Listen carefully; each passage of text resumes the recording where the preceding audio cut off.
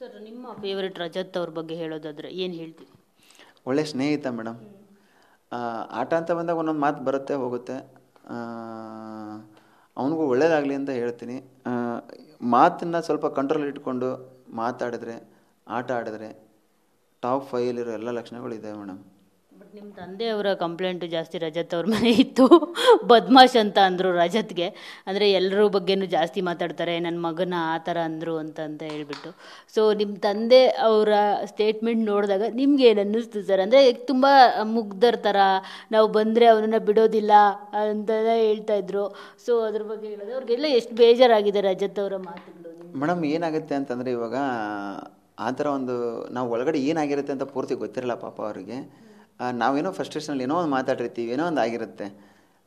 ಅದಷ್ಟೇ ಅವ್ರಿಗೆ ಕಾಣಿಸಿರೋದ್ರಿಂದ ಅವ್ರಿಗೇನು ಅನಿಸುತ್ತೆ, ನಾನು ಹತ್ತಿರೋದು ಮತ್ತೊಂದು ಮಗ, ಯಾವುದೋ ತಂದೆಗೆ ಮಗ ಹತ್ತಿರ ಮತ್ತು ಮಗಳ ಹತ್ರ ಬೇಜಾರಾಗುತ್ತಲ್ವ. ಆ ಥರ ನಾನು ಹತ್ತಾಗ ನಾನಲ್ಲಿ ಒಂದು ನನ್ನ ಒಳಗಡೆ ಇರೋ ಸಿಟ್ಟನ್ನ ಹೊರಗಡೆ ಹಾಕಿದಾಗ ಅವ್ರಿಗೆ ಆ ಸಿಟ್ಟು ಬಂದಿದ್ದು ನಿಜ. ಆದರೆ ಅದಕ್ಕೆ ಅವ್ರು ರಿಯಾಕ್ಟ್ ಮಾಡಿದ್ದಾರೆ ಅಷ್ಟೇ.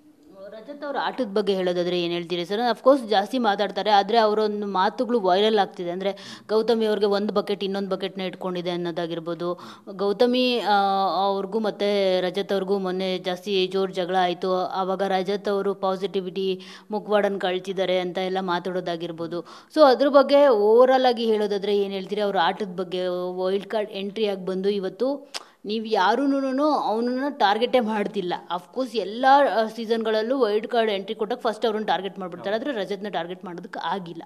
ಸೊ ಅದೆಲ್ಲದ್ರ ಬಗ್ಗೆ ಹೇಳೋದಾದರೆ, ಜೊತೆಗೆ ಗೌತಮಿ ಅವರ ಒಂದು ಪಾಸಿಟಿವಿಟಿ, ಇದ್ರ ಬಗ್ಗೆ ಇನ್ನೂ ಪಾಸಿಟಿವಿಟಿ ಅನ್ನೋದು ಉಳ್ಕೊಂಡಿದೆಯಾ ಇಲ್ವಾ ಏನು? ಮೇಡಮ್ ಪಾಸಿಟಿವಿಟಿ, ನೋ ಪಾಸಿಟಿವಿಟಿ, ಇರೋದೆಲ್ಲ ನೆಗೆಟಿವಿಟಿ.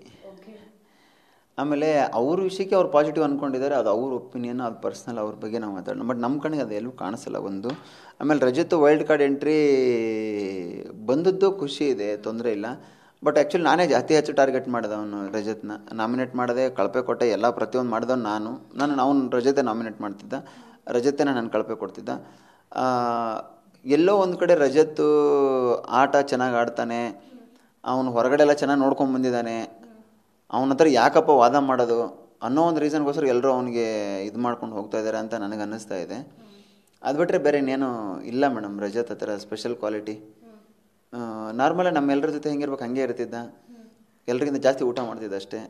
ಮನೆ ಕೆಲಸ ಏನಾದ್ರು ಮಾಡಿದ್ರೆ ಸೋಂಬೇರಿತನ ತೋರಿಸ್ತಿದ್ದ ಅಷ್ಟೇ ಮೇಡಮ್, ಬೇರೆ ಇನ್ನೇನಿಲ್ಲ. ರಜತ್ ಅಷ್ಟೇ.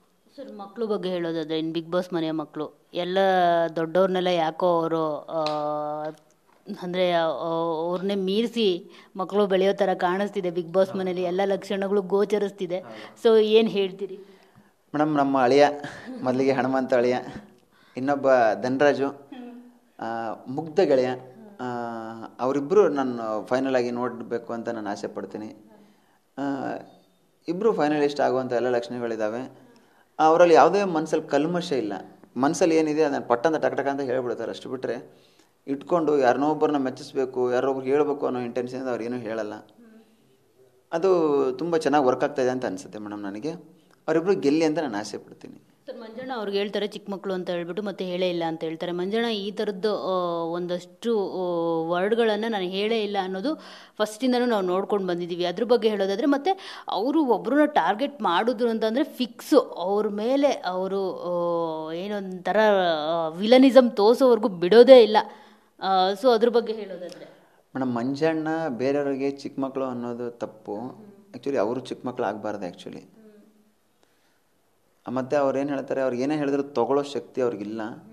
ನಾನು ಮಾತಾಡ್ತೀನಿ, ನಾನು ಹೇಳ್ತೀನಿ, ನೀವು ತೊಗೊಳ್ಳಿ, ನೀವು ಮಾತಾಡಿದ್ರೆ ನಾನು ತೊಗೊಳ್ಳಲ್ಲ ಅನ್ನೋ ಭಾವನೆ ಅವ್ರಿಗಿದೆ. ಅದರಿಂದ ಮಂಜಣ್ಣ ಹೊರಗಡೆ ಬರಬೇಕು. ಹೊರಗಡೆ ಬಂದರೆ ಚೆನ್ನಾಗಿ ಆಟ ಆಡಿದ್ರೆ ಮಂಜಣ್ಣ ಗೆಲ್ಬೋದು. ಮಂಜಣ್ಣ ಅದನ್ನು ಮಾಡ್ತಾ ಇಲ್ಲ, ಕಷ್ಟ ಆಗುತ್ತೆ ಮಂಜಣ್ಣಗೆ ಅದು. ಸರ್ ನೀವೆಲ್ಲೋ ಒಂದು ಕಡೆ ಹೇಳ್ಕೊಂಡಿದ್ದೀರಾ, ನನ್ನ ಮದುವೆಲಿ ಏನೋ ಪ್ರಾಬ್ಲಮ್ ಆಗಿತ್ತು ಅಂತ ಹೇಳ್ಬಿಟ್ಟು. ಸೊ ಏನು ಪ್ರಾಬ್ಲಮ್ ಆಗಿತ್ತು ಸರ್ ನಿಮ್ಮ ಮದುವೆ ದಿನ? ಆ್ಯಕ್ಚುಲಿ ಮದುವೆ ದಿನ ಏನೋ ಪ್ರಾಬ್ಲಮ್ ಆಗಿತ್ತು ಅಂತ ಏನು ಹೇಳಿಲ್ಲ ಆ್ಯಕ್ಚುಲಿ. ಇಲ್ಲ, ಮದುವೆಗೆ ನಾನು 140 ಜನ ಹುಡುಗಿಯರನ್ನ ನೋಡಿದ್ದೀನಿ ಅಂತ ಹೇಳಿರ್ಬೋದು, ಬಿಟ್ಟರೆ ಮದುವೆಯಲ್ಲಿ ಏನು ಪ್ರಾಬ್ಲಮ್ ಆಗಿರಲಿಲ್ಲ. ನಮ್ಮ ಗುರುಗಳು, ನಾನು ಮದುವೆಗೆ ಇನ್ವಿಟೇಷನ್ ಕಾರ್ಡ್ ಕೊಡೋಕೆ ಹೋದಾಗ ನಮ್ಮ ಗುರುಗಳು ಹೇಳ್ತಾರೆ, ಇಲ್ಲ ನಾನು ಬರೋಕ್ಕಾಗಲ್ಲ ಮದುವೆಗೆ. ಯಾಕೆ ಗುರುಗಳೇ ಅಂತೀನಿ, ನಿನಗೆ ಅವತ್ತೇ ಗೊತ್ತಾಗತ್ತೆ ಅಂತ ಹೇಳ್ತಾರೆ.